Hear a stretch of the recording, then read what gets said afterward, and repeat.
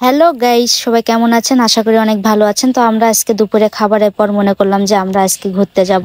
তো আমাদের নাটোরের কোথায় ঘুরবো, আমাদের একটা তো গণভবন আছে, উত্তরা গণভবন। এখান থেকে প্রায় আমরা গণভবনে আসি মাঝে মাঝে। অবশেষে গণভবনে চলে আসলাম। দেখেন আজকে গণভবনে এত পরিমাণ মানুষ ছিল আর এত সুন্দর ভিউটা ছিল। তো আর যাই হোক, আমি এদিকে বললাম যে আমার একটু ভিডিও করে তো আমি একটু মডেলিং করে হাঁটতেছিলাম আর আমাকে সবাই দেখতেছিল। যাই হোক, আমি হাঁটাতে অনেক এক্সপার্ট আর এত সুন্দর করে হাঁটতেছি, মনে হচ্ছে যে প্রায় অর্ধেক ছেলে আমাকে দেখে ক্রাশ খাবে। এদিকে দেখা দেখে আমার ভাগ্নিও আমার মতো হাঁটা শুরু করে দিয়েছে। ভাগ্নি তো আমার পুরোই নায়িকা। তো যাই হোক, আমি এদিকে সবাইকে ভিডিওতে নিচ্ছিলাম আর দেখতেছিলাম যে কে কাকে কেমন লাগতেছে। ও মা, এদিকে দেখি বিয়ের একটা বর কোণে। তো আর যাই হোক, মেয়েটা অনেক লম্বা, বরটা ঘাটো। যাই হোক, বিয়ে দেখতে অনেক ভালো লাগে আর মুসলিমদের বিয়ে মোটামুটি আমার ভালো লাগে। তো আজকে দেখেন এত পরিমাণ মানুষ ছিল আর সবাই সবার মতো ভিডিও করতেছে, ছবি তুলতেছে।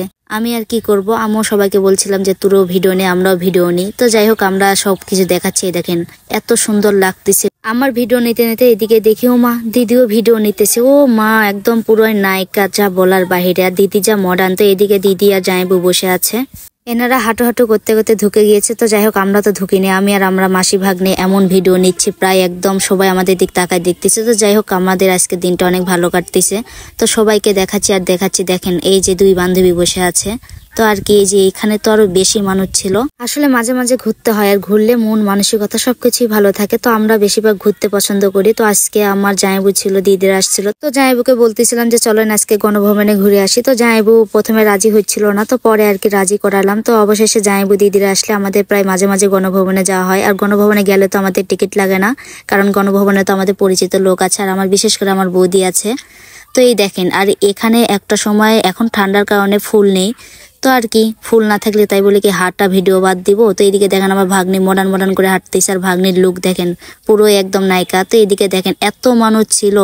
আর এদিকে আমরা হরিণ দেখতে যাচ্ছিলাম। তো আর কি, হরিণ তো সব মামারা ওদিক ছিল। তো এদিকে দুই বান্ধবীর হাত ধরে ঘোরা দেখে তো আমি পুরোই ক্রাশ। আমরা মনে করলাম যে আমরা একটু দেখে আসি হরিণ। আর কি, এখানে তো আরো পাখি ছিল, বাদর ছিল, অনেক কিছুই ছিল আর কি, যেগুলো বলা বাইরে। টিয়া পাখি ছিল। সবচেয়ে বেশি খরগোশগুলো আমার অনেক সুন্দর লাগছে আর খরগোশগুলো এত কিউট ছিল। তো আর যাই হোক, আমরা দেখার পর অবশেষে আমরা এই সাইড থেকে অন্য সাইডে যাচ্ছিলাম আর হাসতেছিলাম। তো এদিকে আমার জামাইবু বলতেছিল যে এর ভিডিও কেউ দেখেন না, এর কেউ লাইক কমেন্ট দিয়েন না। আর এত পরিমাণ হাসছিলাম। তো যাই হোক, আমাদের দিনটা অনেক ভালো কাটতেছে।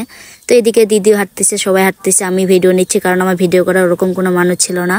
আমাদের প্রায় অনেকটাই ঘোরা প্রায় কমপ্লিট। তো এদিকে দেখি দুজন কাপল ছবি তুলেছে। ও মা, এদেরকে দেখে যা হিংসা লাগতেছিল যে আমার কবে একজন থাকবে। তো এদিকে ভাগ্নি আবার দৌড়াচ্ছে ভিডিও করার জন্য। তো আমার একটা ইচ্ছা ছিল যে চেয়ারে বসে ছবি তুলবো, ওখানে আমি বুঝতে পারিনি পুলিশের কারণে। তো এদিকে আমরা অবশেষে চলে যাচ্ছি, কারণ 5টায় তো গণভবন থেকে বের করে দেয়। পুলিশ মামারা এমন ব্যবহার করতেছিল যে তাড়াতাড়ি বাড়াও। কি ব্যাপার, 5টায় কেন বাড়াতে হবে, আর কোনো মানে আছে? তো যাই হোক, আমরা অবশেষে তাদের কথা মেনে আমরা বের হয়ে যাচ্ছি। আর এইদিকে দেখেন এত মানুষ বাইরে হচ্ছে আর এত ভিড় ছিল, তা বলার একদম বাহিরে। আপনারা না গেলে বুঝতেই পারবেন না। আর বিশেষ করে আপনারা শুক্রবারে যাবেন, শুক্রবারে সবচেয়ে বেশি মানুষ হয় আর অনেকটা ভালো লাগবে। আর শুক্রবারে বেশি মানুষ দেখলে নিজেরও ঘোরার প্রতি একটা ইন্টারেস্ট থাকবে। তো এদিকে আমরা গণভবন থেকে বের হয়ে যাচ্ছি। মন বলতেছিল যে আর কিছুক্ষণ থাকে। তো যাই হোক, মনের কথা তো আর শুনলে হবে না। তো মনের কথা শুনলে তো এদিকে তো আমাদের একদম বাইরে পিঠে বের করে দেবে। তো এইদিকে দেখেন এত মানুষ ছিল, যা বলার বাইরে। যে দেখেন আপনারা এত মানুষ আর এত ভিড় ছিল, আপনারা যদি না আসেন আপনারা বুঝতে পারবেন না। বিশেষ করে শুক্রবারে সবাই চলে আসবেন গণভবনে। তো অবশেষে আমরা ঘোরার পর এদিকে ফুচকা খাওয়ার জন্য বসেছিলাম। মানুষের কারণে তো মামারা ফুচকা দিতে দেরি করছিল, যে অবশেষে ফুচকা চলে আসলো। তো ফুচকা খাওয়ার পর আমরা মনে করলাম যে আমরা এবার একটু দুধ চা খাবো। তো প্রথমে মনে করছিলাম যে মালা চা খাবো, তো মালা চা পাচ্ছিলাম। তো অবশেষে দুধ চা আমি অর্ডার দিয়ে দিলাম। তো দুধ চা আমরা সবাই মিলে খাচ্ছিলাম। তো দেখেন সন্ধ্যাবেলা বিশেষ করে দুধ চা খাচ্ছি, এত পরিমাণ ভালো লাগতেছে। আর পরিবারের সাথে খাওয়া তো মজাই আলাদা। তো আশা করি সবাই ভালো থাকবেন।